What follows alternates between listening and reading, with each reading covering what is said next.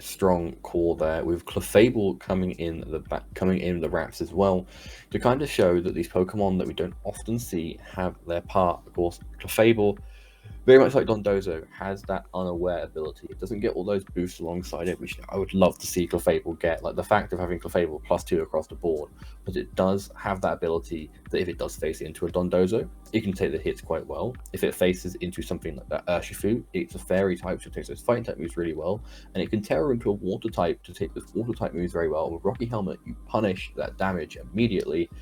And it just has every trick in the book. Something wants to get a boost, Clefable is there to stop it.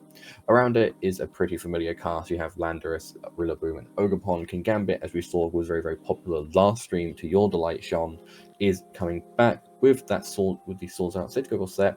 And then Glamora, something you only really see alongside Dondozo's, is coming over here with a new unaware Pokemon, just to kind of set the field. It's got a Spiky Shield substitute set, so it's going to be there to get itself behind substitute, use like its Life Orb pressure, get loads and loads of damage off, and if not, it's a very, very sportive Pokemon getting up to those toxic spikes. Yeah, Unaware, a very, very nice ability to have. Doesn't necessarily have to be on the Dondozo, just because, with all the Swords Dance Ogerpon running around, or even Swords Dance Kingambits, Unaware, just being able to ignore those boosts, and then Clefable, of course, being able to redirect any powerful attacks with that Follow Me is definitely a great support to have on any team. And speaking of Kingambit, it is playing safety goals as well, so not the typical or not the Black Glasses set that we saw a lot in also the last two regulations. But safety goggles definitely going to help against any potential Amoonguss, but the opponent is not playing Amoonguss here this game, so a little bit of an empty item slot there, but that doesn't necessarily have to be a bad thing. It's not a completely bad thing, because in these sort of tournaments, you never know what you're going to face into. And you have to prep with something that you're very comfortable with. So maybe Yuki had a team that he was comfortable with and was happy to use Kingambit or Safety Goggles to know, okay, if Amoonguss comes, it comes. If not, maybe Joaquín had been known for using Amoonguss teams in the past, which meant that if you could bring the Safety Goggles and it could stop it in its path, or it could have even been something like Torkoal Sun.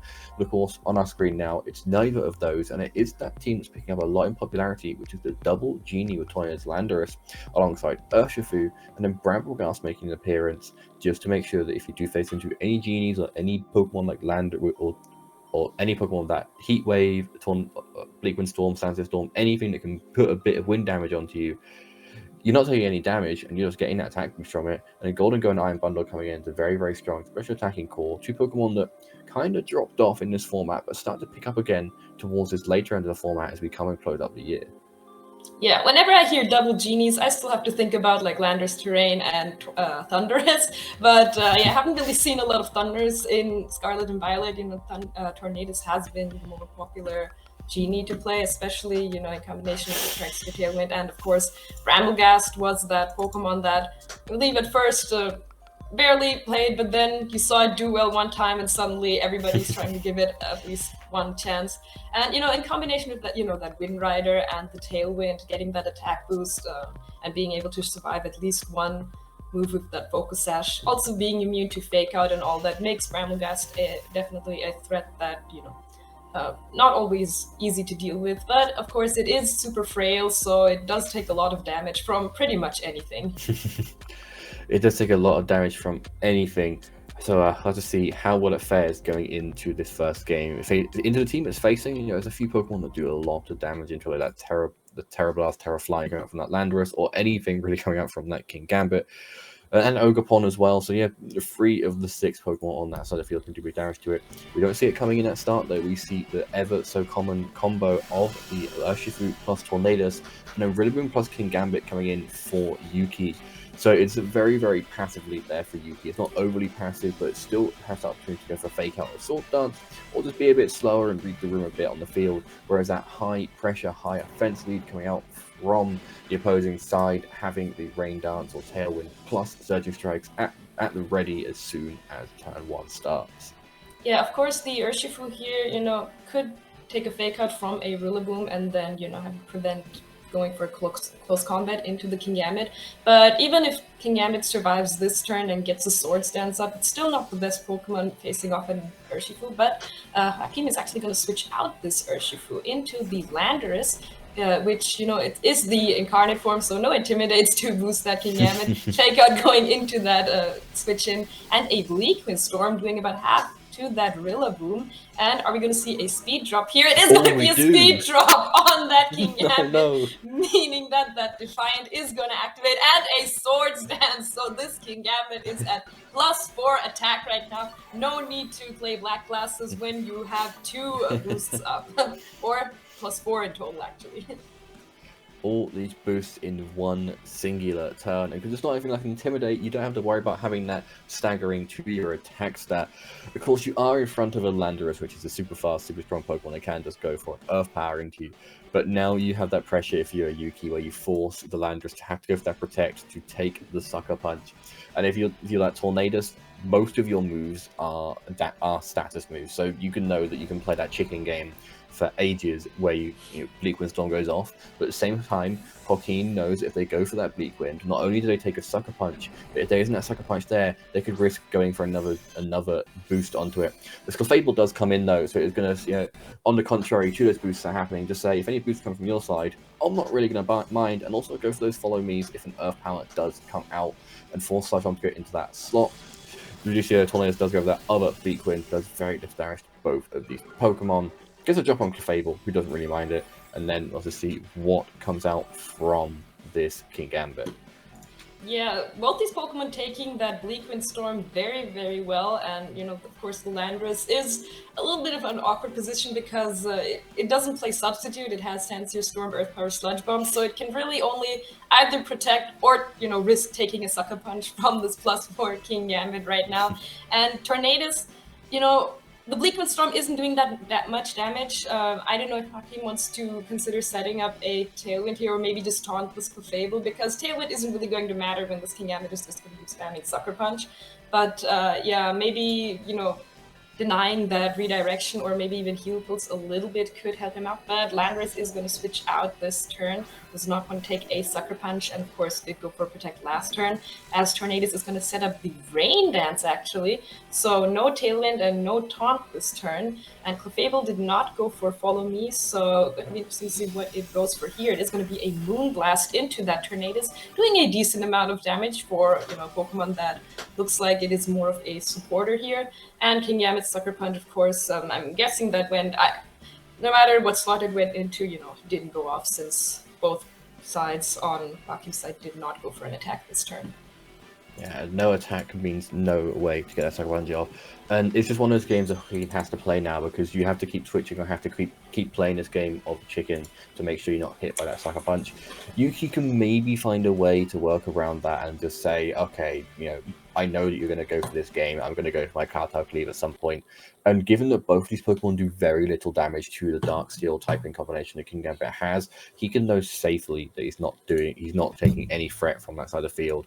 With Protect on Clefable as well, it means that Pokemon is surviving another turn. Tailwind coming out does make it a bit annoying. Of course, Clefable ignores that attack boost that's going to be thrown onto that Bramble-Ghast, but it is still something to consider for the later game. Kingambit as well also just does not mind. It's not getting damage from a Ghost type or a Grass type attack. It retaliates and puts it down to its Focus Sash with that Cowtower Cleave. So now there's that pressure on the Bramble-Ghast, and so that pressure knowing that Yuki has started going for that Cowtower Cleave, knowing that some sort of switch or status move is imminent. Yeah, this Kingambit is sitting pretty nicely here against this Bramble-Ghast and the Tornadus, both of which probably cannot knock it out in one hit, even if Bramble-Ghast gets that +1 attack, and I think even with like a Terra Ghost, like there's no way it's KOing a Kingambit. So yeah, Counter Cleave definitely the safe option here. You don't have to go for a Sucker Punch. Just, you know, take that safe damage. And Bramble-Ghast is also not playing Protect, so there's nothing really it can do here to stop another Counter Cleave from coming in. And the Clefable still sitting here with a lot of HP means that it is still a reliable supporter at the moment, but that could change with this taunt coming in from the Tornadus. But it is going to be a Sucker Punch from the Kingambit after all into that Bramble-Ghast is going to take it out. So that is one Pokemon down, and this is not looking great for Joaquín. But Clefable not falling for that taunt, just going for a Moonblast into that Tornadus, and yeah, leaving it hanging on at just below 30% HP. And it's really, really cool to see Yuki going for that, because he's in this game state now where he knows, especially with that Grandmagrass in the field, he knows that he doesn't really have to go for that follow me, because there's no damage going to either of these Pokemon, even with that boost.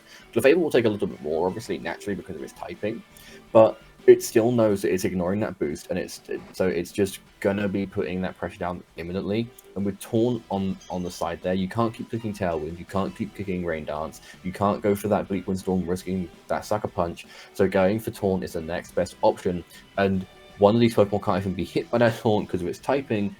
So you can kind of just use a rule deduction and say, okay, Clefable's having nothing thrown onto it. Clefable's just going to have to go for damage this turn. Yes, you've now lost 3 of your attacks, but this Pokemon's got a good special attack stack of this Moonblast, but it does decide to switch out to replenish that just in case it does have to stop itself from being hit by that Urshifu, or stop its partners being hit by Urshifu.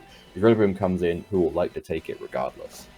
Yeah, and we are going to see a terrestrialization. I'm going to guess that that is going to be on that Kingambit.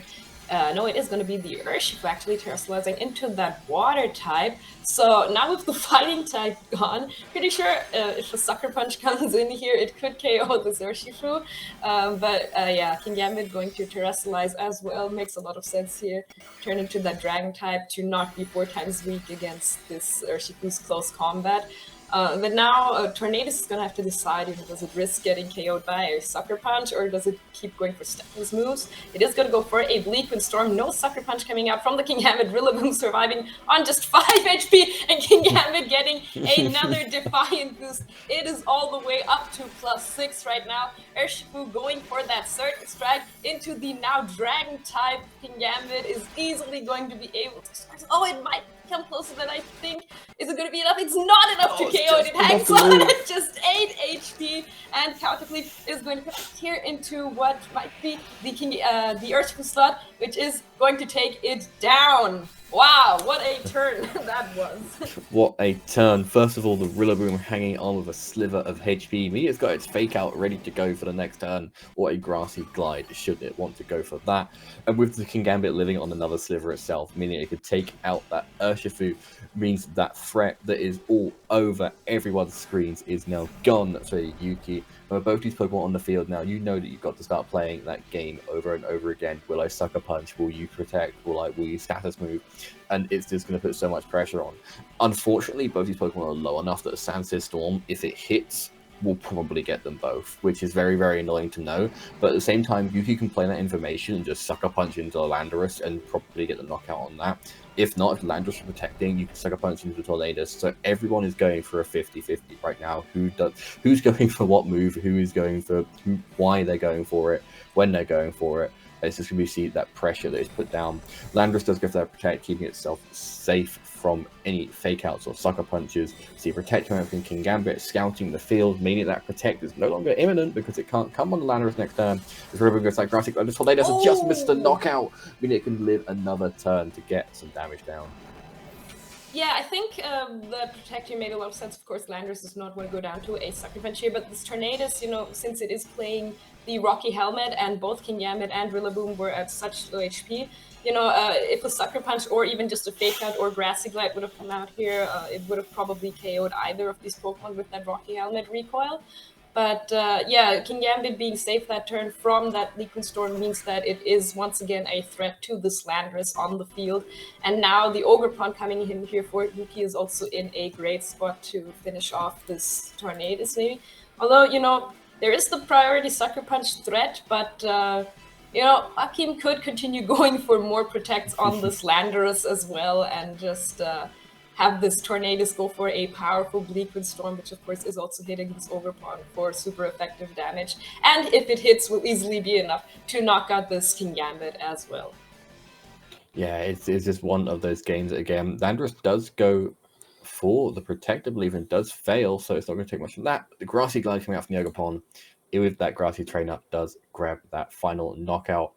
So Kingambit, all it has to do is just go for a Kowtow Cleave, and it does clean up the game. And that is just going to be so good for Yuki, giving that lead advantage to Japan. So if the end of the turn, it is going to heal our damage up. So we could see anything coming out from any Pokemon. Like we could see a move coming out from the Ogerpon, even though that flying typing is on Landorus. Ogerpon is a super duper strong Pokemon, especially with that grassy terrain boost. And again, you know, if you play chicken with the protects, you can just go for a Kowtow Cleave if you are Yuki. If not, you go for that Sucker Punch, expecting that game to fail for Joaquín and to say, you know what, you're going to go for damage. Let's try and get some damage down on you. Yeah, Yuki really showing just how powerful these priority moves can really be. The Sucker Punch and King Gambit, the Grassy Glance on both the Ogerpon and the Rillaboom really coming through strong here. And at this point, yeah, I mean, the Landorus can keep going for protects, which means it won't be KO'd by any Sucker Punches, but it is going to eventually go down to either this Ogerpon or the Clefable, which is now switching back in here for Yuki. It is going to go for another Protect, so really trying to stall out these Sucker Punch power points maybe as best as can. Clefable here coming in means that, of course, there is the possibility to go for some redirection, but Landorus is playing Sandsear Storm, which can hit both of these Pokemon, but I wouldn't be surprised if Yuki just continue to go for Sucker Punches in the Landorus and maybe just heal pulls with Clefairy to heal up this King Gambit. Because at that point, even if you're out of Sucker Punch power points, you can just safely go for Kowtow Cleaves. But Landorus deciding to attack this turn, meaning that it is going to go down to this +6 Sucker Punch from the King Gambit, and game 1 will go to Yuki from Japan. Yeah, game 1 goes to Yuki, who drags it out the long way round, but still does the best thing possible. But from that turn 1 where you got the Swords Dance into the Bleak Windstorm stat drop, you're pretty much guaranteed to say, okay, like, I can now play this game and go for the Sucker Punch. Something has to protect or go for a status move. If I live a turn with my Terastization or not, I go for a Kowtow Cleave and something is dropping. So it felt a bit like luck fell into the hands of Yuki on that turn, but it also feels like, you know, just having that Swords Dance presence on that turn 1, knowing there's no damage going on to that slot, if anything, even if not, you might even live a turn. So you have that pressure thinking, okay, I can now just, you know, have it all to myself. So I have to see now how game 2 changes things up. Will Yuki go for that same sort of things, relying on the Sword Dance to get that ball rolling, having Clefable there to have that follow me, having Ruler with a fake out? Or will we see Joaquín pick things up and think, okay, I can't risk that Bleak Wind on turn 1 and go for a lot of pressure straight away? Yeah, the Tornadus was almost Joaquín's downfall in that first game, so it's going to be interesting to see if he's going to bring it to the second game, because as we mentioned before, you know, something like Tailwind really won't matter that much if your opponent is just going for priority moves. But Joaquín deciding to lead with that Tornadus once again, but bringing the Goldango alongside with him this time. And this Goldango is a choice spec set with the move Trick. So, you know, seeing that it is also immune to the fake out from the Rillaboom, which is back on the field here for Yuki next to that King Gambit, means that, you know, Goldango could maybe try to trick this King Gambit a choice specs, meaning that, you know, it won't be able to set up any Swords Dances and then sweep again. That is very, very true, but at the same time, like, you know, well, I can't disagree with it. Both Pokemon have that pressure on it, but at the same time, none of them putting over much pressure on it. Rillaboom's the only thing pressured. Today just gets faked out, so that pressure of any Tailwind or Rain Dance or anything is now gone.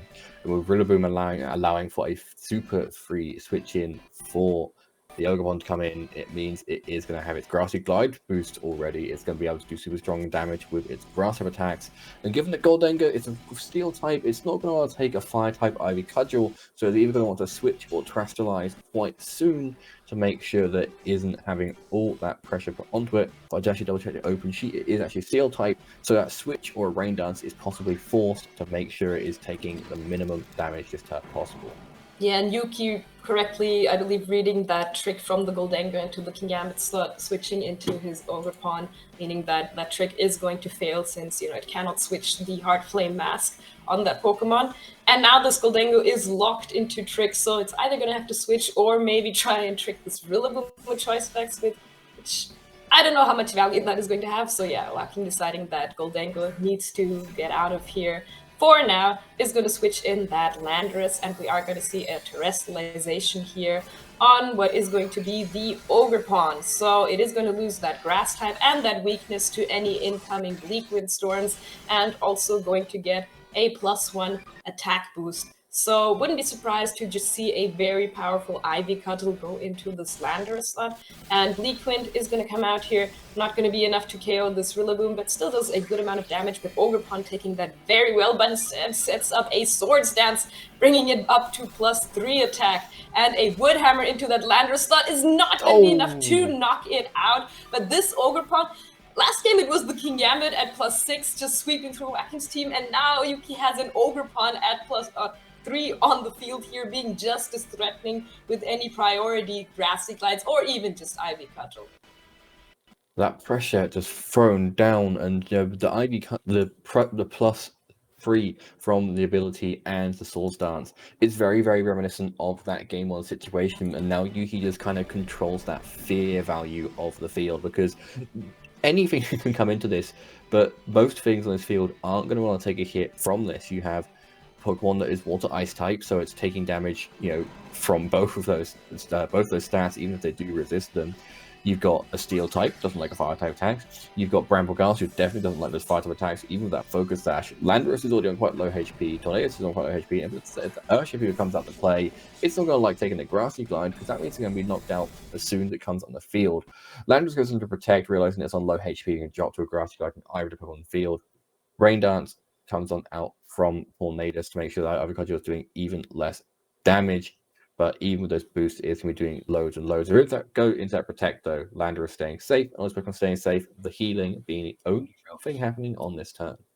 Yeah, the King Gambit coming in here now, it doesn't have any attack boosts, but this Landorus is at such low HP that, King Gambit doesn't even need an attack boost to just finish it off with a Sucker Punch. And if this Tornadus just stays in and goes for Bleak Wind Storms to get some damage, it once again risks, getting that speed drop on the King Gambit and giving that a +2 boost as well. So yeah, Yuki really, exerting a lot of pressure here on the field, and I think it's pretty safe for him to just go for something like, Sucker Punch into Landorus and Ivy Cudgel into Tornadus, or maybe even just Counter Cleave and Grassy Glide. Anything can work at this point. Tornadus is going to set up the Tailwind here, deciding that even with all of this priority, that speed boost or maybe the attack boost for a possible Brambleghast in the back could still be useful.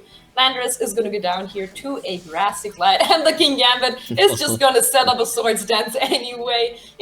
Yuki already has a +3 Ogerpon on the field, but might as well get a +2 King Gambit on the field as well. All the boosts coming out for Yuki in this battle. Urshifu comes on in, and Urshifu, that hasn't really got much to it. It can stop these priority attacks. It can go for a Protect, but that is only a one-turn thing. And Grassy Glide doesn't matter whether or not you go for a status move. As long as you put that Grassy Glide in the terrain, it is going to be going first. So it is going to put in that really, really big pressure down straight away. And if you predict it's going to Protect, you can just double up into that Tornadus, who, again, has to play that game of chicken like we saw in game 1, where it has to go for 3 of its non-damaging moves.